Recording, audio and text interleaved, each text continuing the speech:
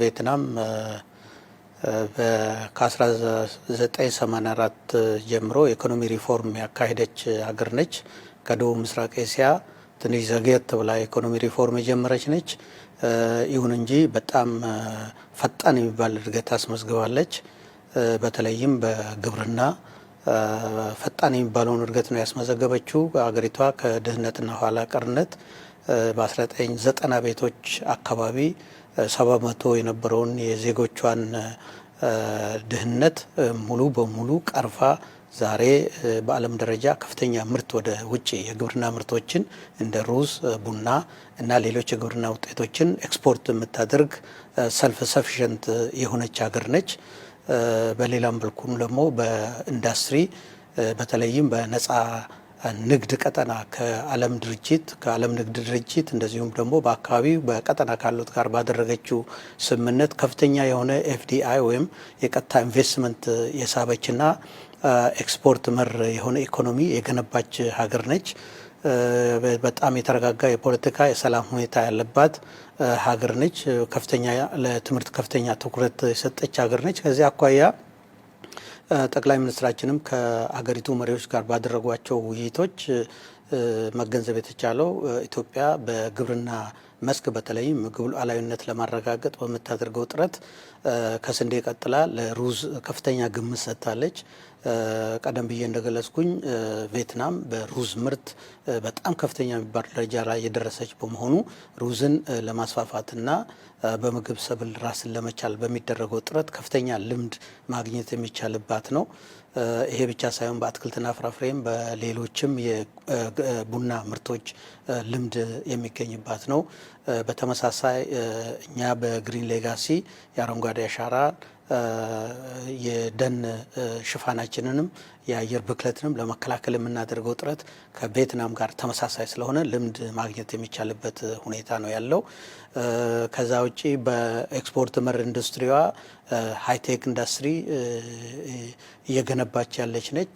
ኤክስፖርትም በጣም ከፍተኛ ነው። በተለይም ኤሌክትሮኒክስ፣ የቴክስታይል እና የመጫሚያ ምርቶች ከፍተኛውን ቦታ የሚይዙ ናቸው። ከዚህ አኳያ ኢትዮጵያ ተኪ ምርቶችን ለማምረት በተለይም ደግሞ በማኒፋክቸሪንግ ኢንዱስትሪ፣ በቴክስታይል እንደዚሁም ደግሞ በምግብ ምርቶች አግሮ ፕሮሰሲንግ ማለት ነው ከፍተኛ ጥረት እያደረገች ነው። በዚህም አኳያ ልምድ መቅሰም የሚቻልበት ሁኔታ አለ። ከቬትናም የኢንዱስትሪ ፓርኮችን በስፋት ያስፋፋች ሀገር ነች። እኛም ኢንዱስትሪ ፓርኮችን እያስፋፋን ነው የምንገኘው። ከዚህ አኳያ የቴክኒክ ልምዶችን ለመለዋወጥም የሚያስችል ሁኔታ እንዳለ ነው መገንዘብ የሚቻለው። ይሄ ብቻ ሳይሆን ቬትናም በጣም ውብ ሀገር ነች። ሰፊ የመስህብ ስፍራ ያለባት ሀገር ነች እና ብዙ ቱሪስቶችን የምታስተናግድ ሀገር ነች። ኢትዮጵያ ከ5 የኢኮኖሚ ፒላሮች ቱሪዝም ሌላው መስክ ነው። ከዚህም አኳያ ሁለቱ ሀገሮች ልምድ ለመቀያየር የሚያስችሉባቸው ሁኔታዎች አሉ። በተለይም ደግሞ የኢትዮጵያ አየር መንገድ በቅርቡ ሃኖይ ቀጥታ በረራ ይጀምራል፣ ስምምነትም ተደርጓል። ከዚህ አኳያ አፍሪካን ከቬትናም ጋር ለማገናኘትም ኢትዮጵያን ከቬትናም ጋር ለማገናኘትም እንደ ድልድይ ሆኖ የሚያገለግል ነው። ጠቅላይ ሚኒስትራችን ከሁሉም የሀገሪቱ መሪዎች ጋር ሲያደርጉ በነበረው ውይይትም መገንዘብ የተቻለው ከአፍሪካ ጋር በጣም ለመወዳጀት ከፍተኛ ፍላጎት አላቸው። ከኢትዮጵያም አንዳንድ ኢንዱስትሪዎች ጀምሮ አሉ። እንደ ሐዋሳ ኢንዱስትሪ ፓርክ አካባቢ የጀመሯቸው አሉ። በኢንዱስትሪ ምርቶች ባለሀብቶችን አግኝተው ጠቅላይ ሚኒስትሩ ባደረጉት ውይይትም አሁን ባለው በቀጠና ባለው የታሪፍ ሁኔታ ኢትዮጵያ ውስጥ ኢንቨስት ለማድረግ ፍላጎት አላቸው። ጠቅላይ ሚኒስትሩ ማበረታቷቸዋል። የኢትዮጵያ ሁኔታም የሚመች ነው። አየር መንገዳችን ቀጥታ በረራ ሲጀምር በቱሪዝምም በማኒፋክቸሪንግም በኤፍዲአይም ከፍተኛ ልምድ ለመቀያየር የሚያስችል የቬትናም ባለሀብቶች ወደ ኢትዮጵያ መጥተው ኢንቨስት ለማድረግ የሚያስችል ሁኔታዎች አሉ። ስለዚህ ሰፊ ልምድ መውሰድ የሚቻል እንደሆነ መውሰድ ይቻላል። በጥቅሉ አጠቃላይ በተደረገው ውይይት በንግድ፣ በኢንቨስትመንት፣ በትምህርት አብሮ ለመስራትና ኢትዮጵያን ደግሞ የአፍሪካ ዋና መግቢያ አድርጎ ለመጠቀም ከፍተኛ ፍላጎት አላቸው። ኢትዮጵያን በኤሲያ በምታደርጋቸው ግንኙነቶች ቬትናምን እንደ ስትራቴጂክ አጋር በመውሰድ ከሌሎች ጋር ለመግባባት መጠቀም እንደምትችል ነው እነሱም ያብራሩት። ስለዚህ በጣም ጥሩ የነበረ ውይይት ነው የነበረው። ጥሩ ቆይታ ነው የነበረው።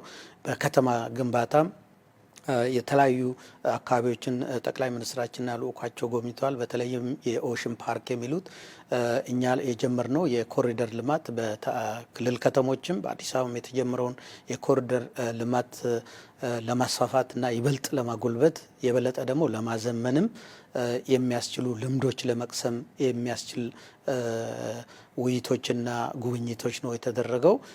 በጥቅሉ ጠቅላይ ሚኒስትራችን በቆይታቸው በንግድ፣ በኢንቨስትመንት፣ በጋራ ልማት በተለይም ደግሞ በድህነት ቅነሳ ላይ ከቪየትናም ጥሩ ልምድ ያገኙበት ሁኔታ ነው ያለው። ይሄን የበለጠ ለማጠናከር ደግሞ የሀገሪቱ መሪዎች ወደ ኢትዮጵያ መጥተው ኢትዮጵያን እንዲጎበኙ፣ ኢትዮጵያ ውስጥ ባለሀብቶቻቸው ኢንቨስት እንዲያደርጉ፣ በዚህም የቪየትናም የሚመለከታቸው ኃላፊዎች ገዛ እንዲያደርጉ ጠቅላይ ሚኒስትሩም ጥያቄ አቅርበው እነሱም በጸጋ ነው የተቀበሉት። ኢትዮጵያንም ለመጎብኘት ኢትዮጵያም ከአፍሪካ ጋር አታች እንድታረጋቸው ኮኔክት እንድታረጋቸው ከፍተኛ ፍላጎት መኖሩን ነው የታየው።